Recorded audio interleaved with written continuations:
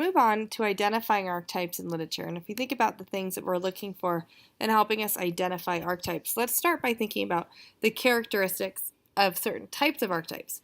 So for example, heroes, let's take that example. If a hero is somebody who is brave and strong and selfless and willing to put the safety of others before their own, we're going to be looking for those character traits in the archetypal characters. The way we will be able to identify a hero archetype in anything that we are reading or watching will be because we will see them showcase these traits. Archetypes really tell us the role a character plays in the story because we identify, oh, this one's the hero. Then we start to predict or anticipate that they are going to be selfless, that they are going to make sacrifices, that they are going to try to help other people and to make things better. That's what heroes do. So let's take this excerpt that's on the screen. This is taken from Susan Collins' The Hunger Games. This is in Chapter 2, right at the beginning of Chapter 2. If you have not read this trilogy, I implore you to do so. It is fantastic.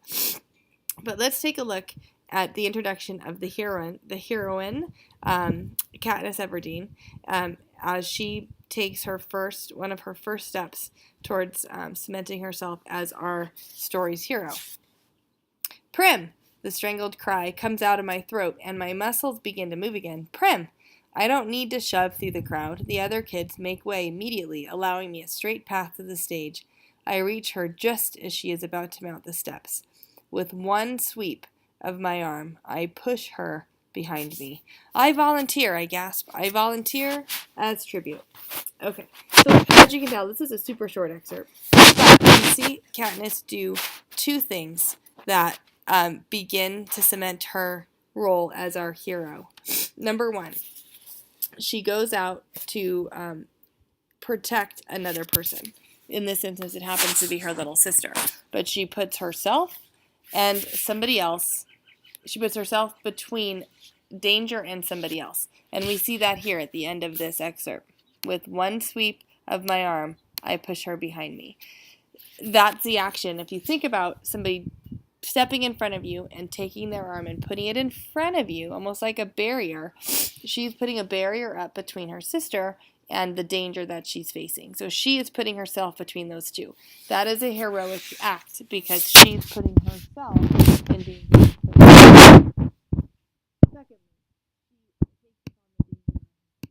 Secondly, I volunteer as tribute. She puts herself in her sister's place so that her sister will be kept safe.